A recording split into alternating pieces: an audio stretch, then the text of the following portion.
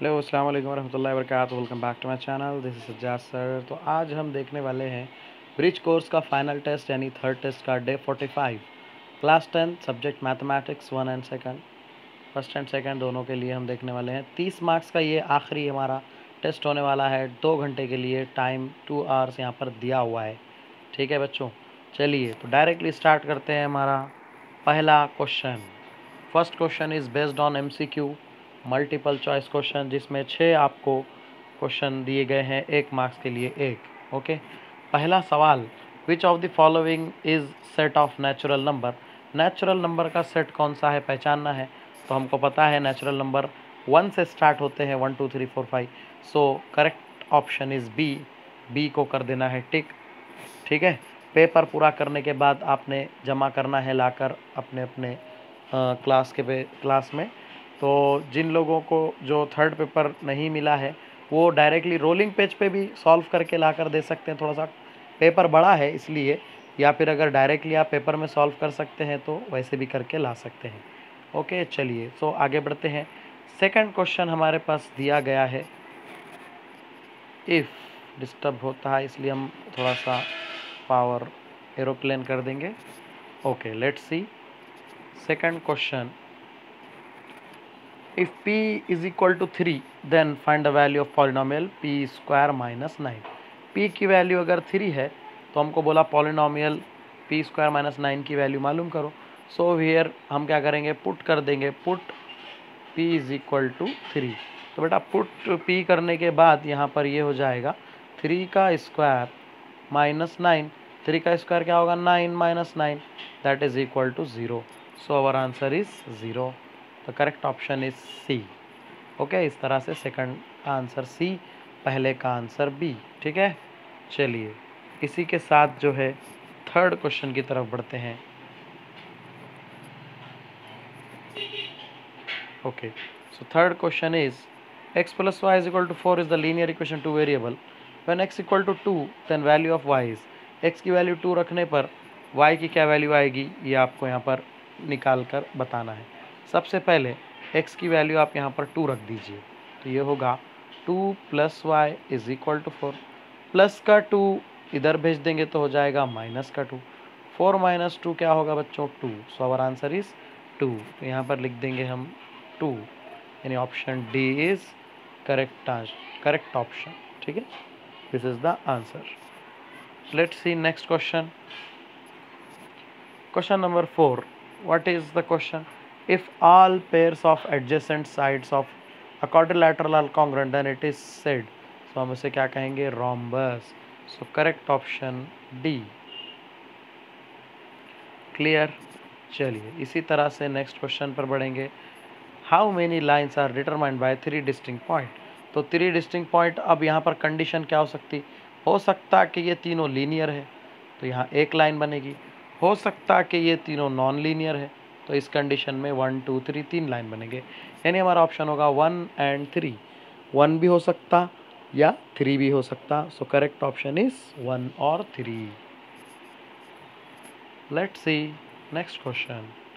If two sides of a triangle 5 centimeter and 1.5 centimeter, the length of third side can not be बोला ना। याद रखना है कि कोई भी ट्राइंगल के अंदर दो छोटे जो अजला है हमारे स्मॉल साइड्स है उनका ऐड करने पर आंसर जो है हमेशा याद रखना, जो उसका एडिशन जब हम करेंगे तो वो बड़ा वाला जो हमारा वैल्यू आएगा उससे छोटे ही होंगे। ये हमको यहाँ पर कंडीशन पता है।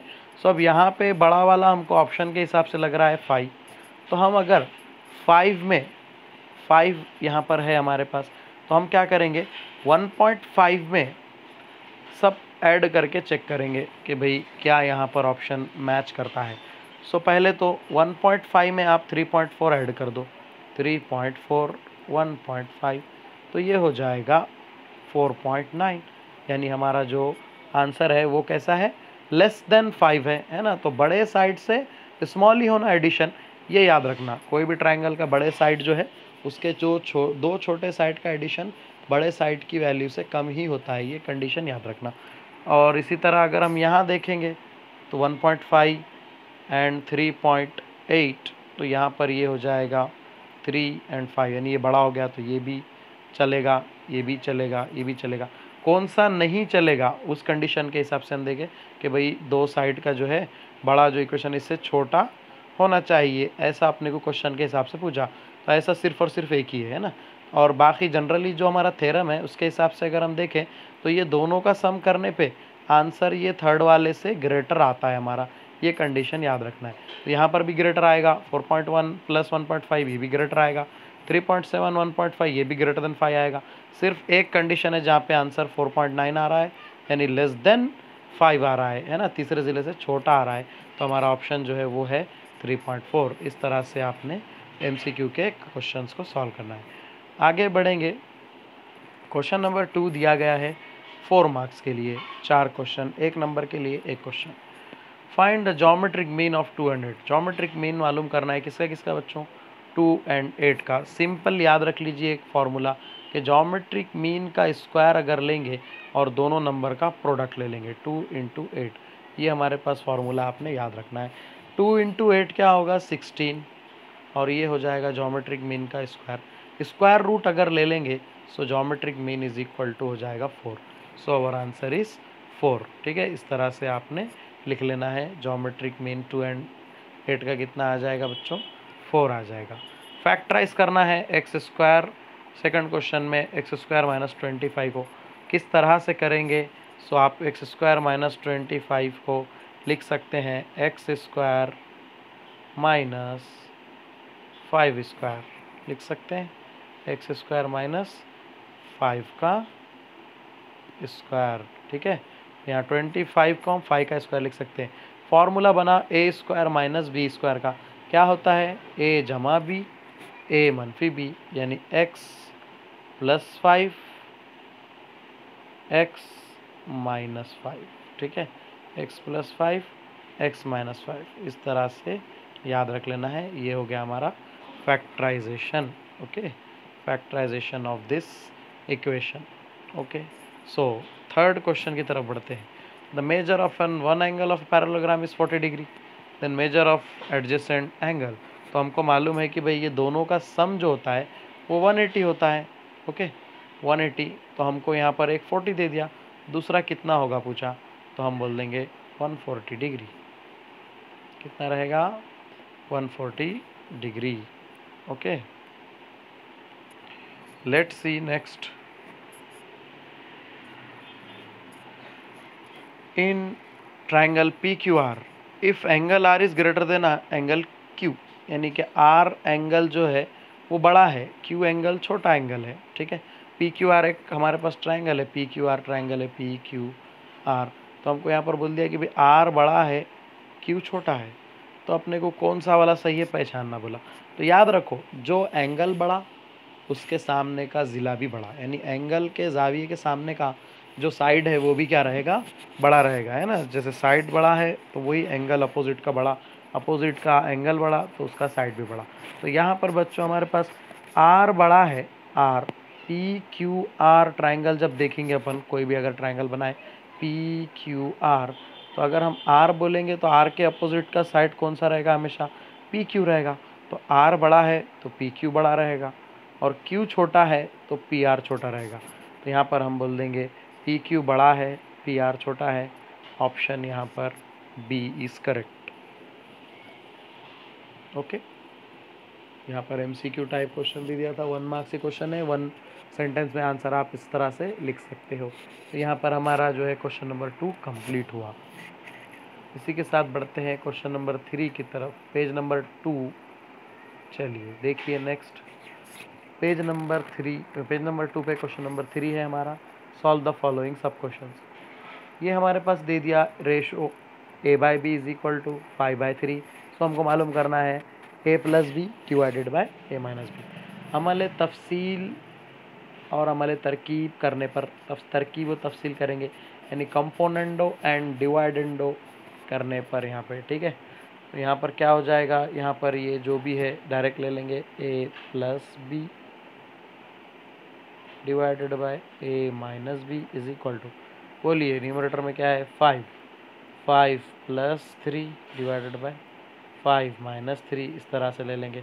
5 प्लस 3 क्या होगा बच्चों 8, 5 माइनस 3 क्या होगा 2, 2 1 ज़ा 2, 2 4 ज़ा 8, so our answer is 4. Right down fast.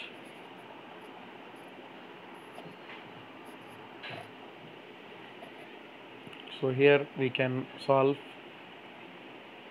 our first question like this.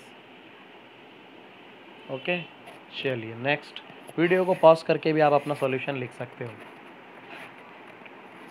Next, write two solution of equation x plus y is equal to 7। इसके दो सॉल्यूशन, दो हल लिखिए। आप अपने दिल से लिख सकते हो हल अच्छे से। x की कुछ तो भी वैल्यू रख देना, y की वैल्यू आ जाएगी। ठीक है, पहले क्या कीजिए, फ़र्ज़ कीजिए कि यहाँ पर ये इक्वेशन दी हुई है ना। ठीक है, तो पहले x इज़ इक्वल टू 1 रखने पर, put x equal to 1, x equal to 1 रखने पर, ठीक है, क्या हो जाएगा 1 plus y is equal to 7, यानी y is equal to 7 minus 1, क्या हो जाएगा बच्चों ये 6। ठीक है, तो क्या हल हो गया इसका 1,6। ठीक है, तो पहला हल आप इस तरह से लास्ट में लिख देना, x, y 1,6, ये हो गया पहला हल। इसी तरह आप x की कोई और वैल्यू ले लीजिए, x इक्वल टू, आपके दिल से कुछ भी रख सकते हो आप, x इक्वल टू 2 रख दो, यहाँ पे रख दो x की value 2 plus y is equal to 7, plus का 2 उधर गया, माइनस का 2 हो गया, 7 माइनस 2 5 हो गया।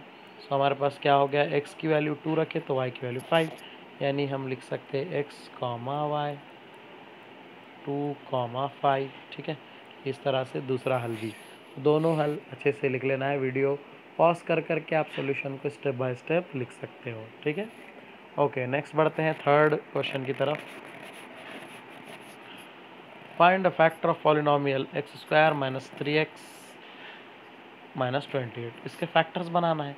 फैक्टर कैसे बनाते हैं हम, माइनस 28 को x के साथ 1 है मल्टीपल कर दिए, सो ये बन गया माइनस का 28।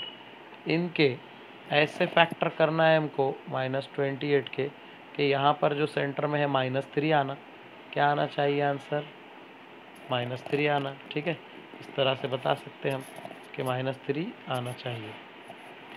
ओके, अब यहाँ पर जो है मल्टीपल करने पर 28 आना और प्लस माइनस करने पर -3, तो हम ले लेंगे 7 4 ज़ा 28 है ना। हमको आंसर माइनस में होना, बड़े अदद को माइनस लगा देंगे और 4 को लगा देंगे प्लस, -7 + 4 क्या हो जाएगा -3, और -7 इंटू करेंगे अगर 4 से तो ये हो जाएगा माइनस का 28, 7 चौक 28। इस तरह से आप लिख सकते हैं -7 जमा 4। इसको लिख देंगे यहाँ पर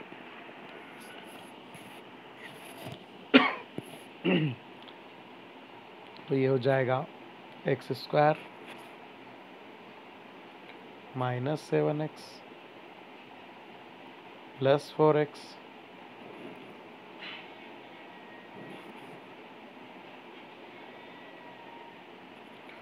माइनस 28। ओके, अब बेटा यहाँ से कॉमन क्या ले सकते हैं हम, x कॉमन ले सकते हैं, क्या बच जाएगा x माइनस 7, इधर से क्या कर सकते हैं +4 कॉमन ले सकते हैं, क्या बच जाएगा इधर भी x माइनस 7। फिर अगर आप देखेंगे यहाँ पर दोनों तरफ x माइनस 7 कॉमन है, तो हम ले लेंगे x माइनस 7, बच गया क्या x plus 4। So this is factors of that equation. हमारी इक्वेशन के फैक्टर्स इस तरह से आंसर आ जाएगा x माइनस 7 x प्लस 4। ठीक है, x माइनस 7 x प्लस 4। चलिए इसी तरह बढ़ते हैं अगले सवाल की तरफ। Find the value of 5 sin 30 plus 3 tan 45। हमको इसकी कीमत मालूम करना है। किस तरह करेंगे, इज इक्वल टू, क्वेश्चन ले लेंगे, ये इज इक्वल टू लगा देंगे 5 एज इट इज़। साइन 30 की वैल्यू सबको पता होना चाहिए, साइन 30 की वैल्यू होती है 1/2। क्या होती है साइन 30 की वैल्यू 1/2, तो ये हो जाएगा 5 इंटू 1/2।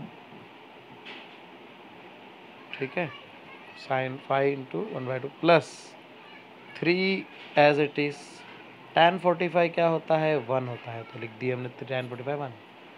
यहाँ पर अगर देखेंगे तो ये बन जाएगा 5/2 प्लस 3, इसके डिवाइड में कुछ नहीं है तो क्या बोलेंगे 1।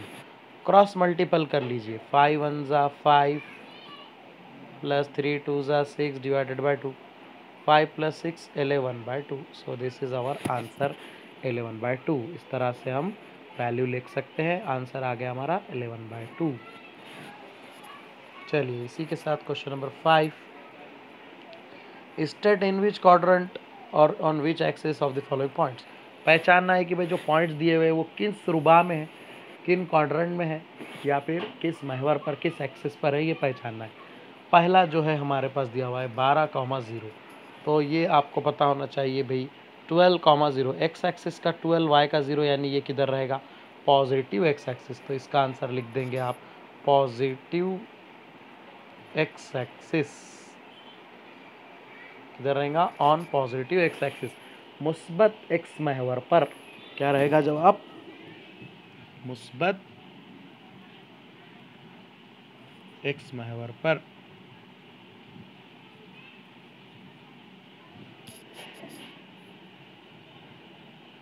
सेकंड वाला -5 का -2, यानी x का -5, y का -2, यानी इधर रहेगा, यानी 1 2 3 4, यानी ये पहला होता है, ये दूसरा, ये तीसरा, ये चौथा। इस तरह से 4 हमारे पास रुबा होते हैं। तो ये वाला कहाँ रहेगा फिर, थर्ड क्वाड्रेंट में। तो हम इसको बोल देंगे थर्ड क्वाड्रेंट, यानी तीसरे रुबे में। ये मुस्बत एक्स महवर पर, ये तीसरे रुबे में। 2, 10, यानी ये किधर रहेगा, 2, 10, यानी ये फर्स्ट में। तो हम लिख देंगे ये पहले रुबा में, फर्स्ट क्वाड्रेंट में। उसी तरह 15, -18, 15, -18, यानी ये फोर्थ में रहेगा। तो हम इसको लिख देंगे it is in fourth quadrant, या फिर चौथे रुबा में होगा। इस तरह से आंसर आप लिख सकते हो। चलिए उसके बाद बढ़ते हैं अगले सवाल की तरफ। Radius of circle 10 centimetre. देखिए एक सर्कल है, उसका जो रेडियस है 10 सेंटीमीटर है, आर दे देंगे इसका नाम अपन, R 10 centimetre. Length of chord 16, suppose कर लो यहाँ एक कॉर्ड है जिसका नाम है बेटा ए बी, सपोज कर लो वो कितना है, 16 है, ए बी दे दिया 16। Find the distance of chord from centre, तो हमको मालूम करना है ये, सपोज कर लो ओ और यहाँ पर पॉइंट है पी, तो हमको मालूम करना है ओ पी। ओके, ये ओ पी आपको कैलकुलेट कर लेना है, ओ इधर नीचे पी, ठीक है, ओ पी कैलकुलेट करना है। अब अगर आप गौर से देखेंगे तो यहाँ हमारा जो है राइट एंगल ट्राइंगल बनता है, जिसमें अपने को ए बी पता है, ए बी रेडियस है 10 है, ये आपको पता है ए बी रेडियस है 10 है। इसके अलावा जो है हमको और क्या चाहिए, ए बी के अलावा ये कॉर्ड की लेंथ चाहिए ना, ये सर्कल के अंदर, कॉर्ड के अंदर जो है ये बेस चाहिए हमको, ये पता है अपने को ए बी, यानी ये रेडियस है, ये मालूम करना है हमको। क्वेश्चन दिया गया है कि ये मालूम कीजिए ओ पी, है ना, एक्स ले लिए सपोज, तो पूरा कॉर्ड है 16, तो ये वाला होगा उसका आधा, ठीक है, ये आधा, ये आधा, तो 16 का हाफ कितना हो जाएगा बच्चों, 8 हो जाएगा। तो हम क्या करेंगे, बोल देंगे कि भाई पहले तो कंसिडर कर लेना, एक फिगर बना लेना, ज़रा अच्छे से देख लेंगे इसको, थोड़ा सा वाइट बोर्ड बनाकर।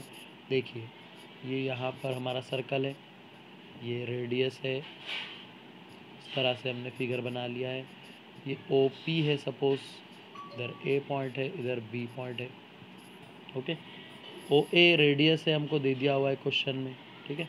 ये पूरा ए बी दिया हुआ है हमको, तो हमारा जो ए पी रहेगा वो क्या रहेगा, हाफ ऑफ ए बी, क्योंकि हमने पढ़े थे कि जो सेंटर से, यानी कि सर्कल के सेंटर से, दायरे के मरकज़ से जो वितर पर यानी कॉर्ड पर जो हम परपेंडिकुलर ड्रॉ करते हैं, वो क्या करता है, बाइसेक्ट द कॉर्ड, यानी उस कॉर्ड को बाइसेक्ट कर देता है, यानी कि उमूदी नासिफ होता है, निस्फ कर देता है, 2 बराबर हिस्सों में तकसीम कर देता है।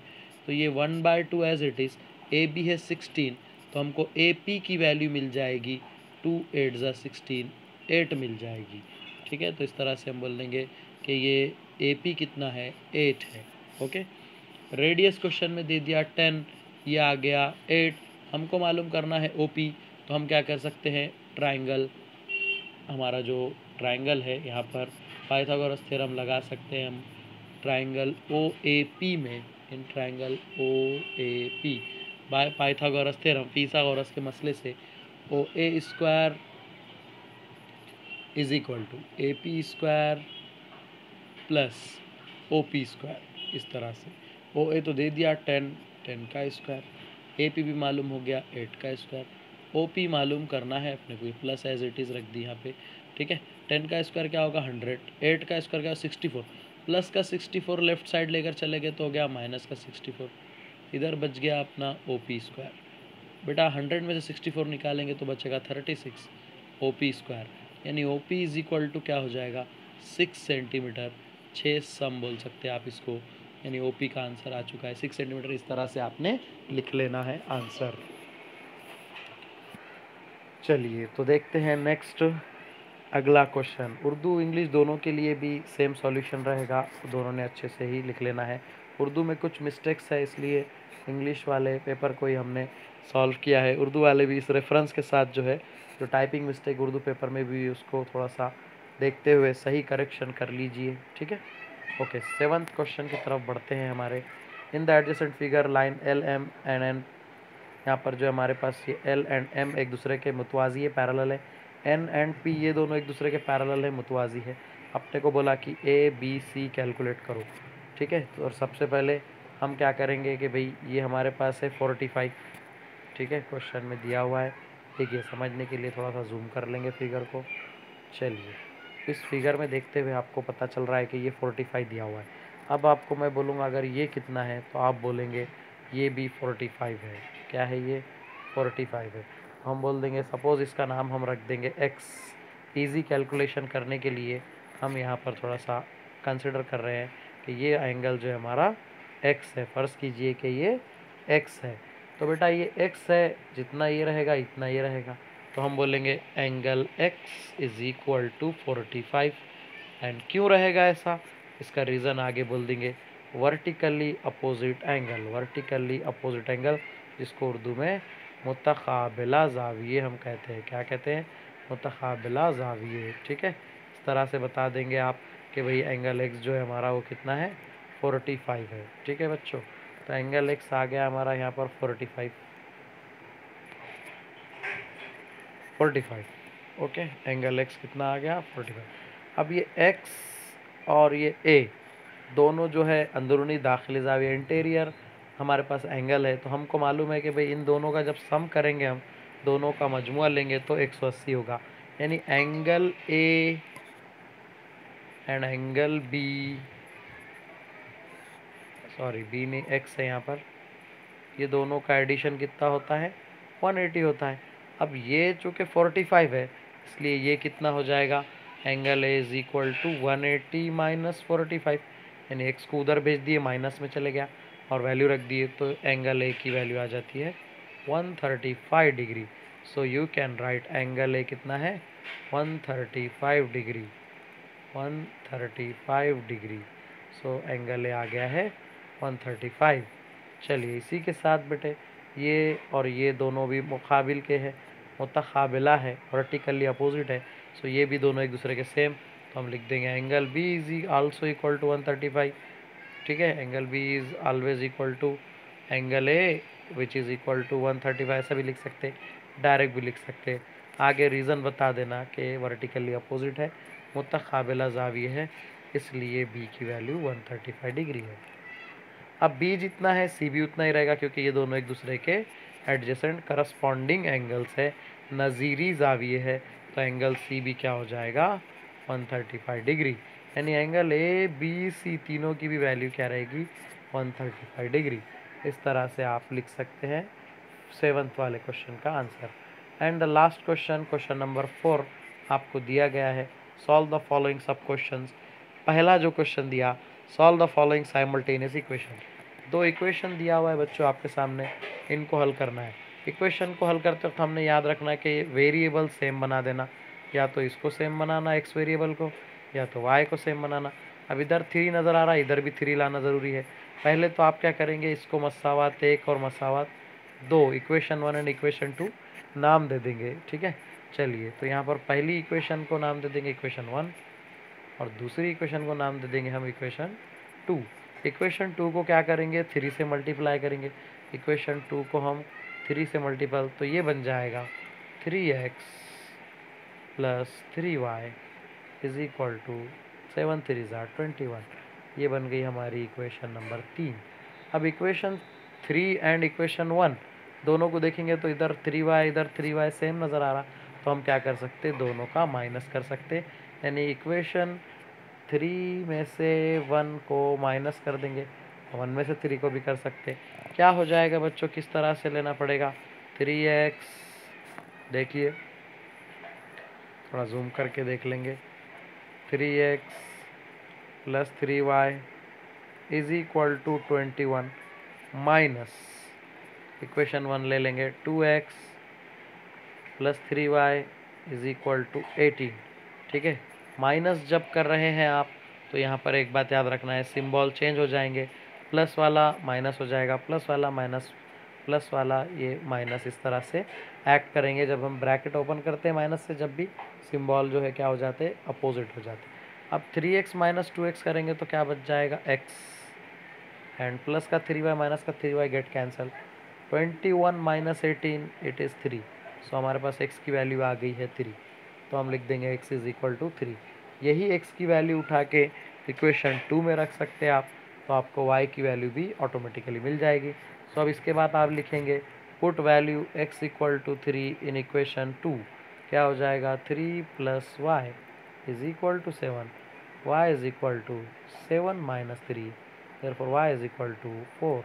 यानी हमारे मसावात का हल जो आ चुका है x, y 3, 4। इस तरह से आपने ये क्वेश्चन को सॉल्व कर सकते हैं, अच्छे से लिख के निकाल सकते हैं वीडियो पॉज कर करके।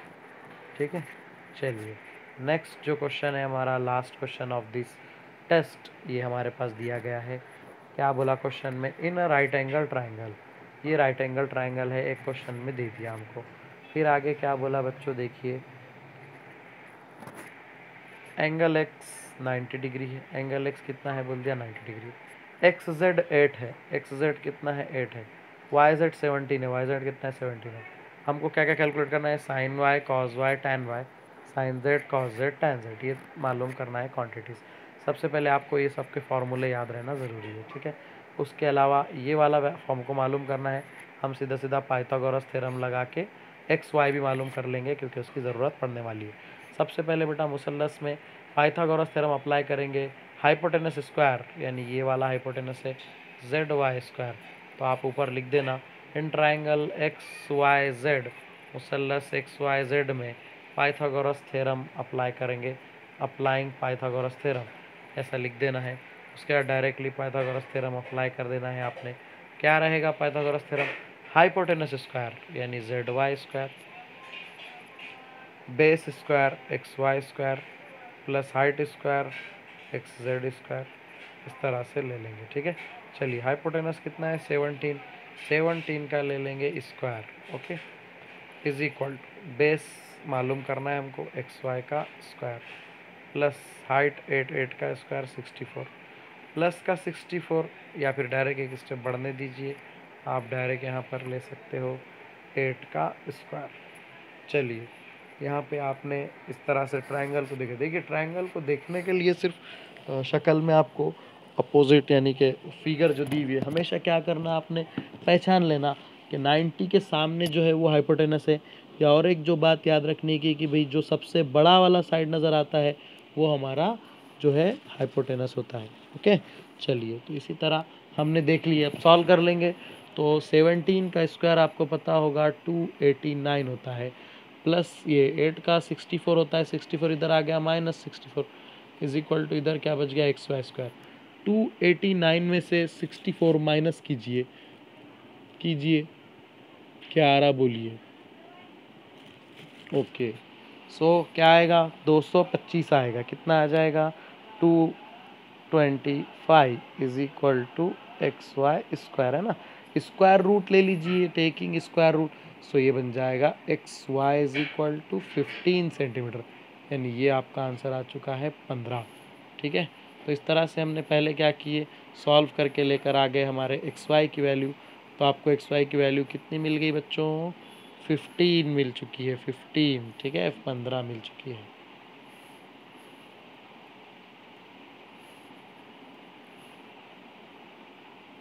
ओके।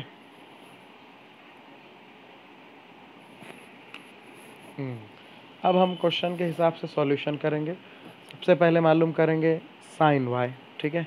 चलिए, तो ये याद रख लीजिए, ये है हमारा 15। ओके, चलिए sine y, sine of y. पहले तो y कहाँ पर है देख लीजिए, y नज़र आया क्या बच्चों आपको? y, तो y के हिसाब से साइन लगाना है। साइन किसको बोलते हैं हम? ये हमारा y यहाँ पर है।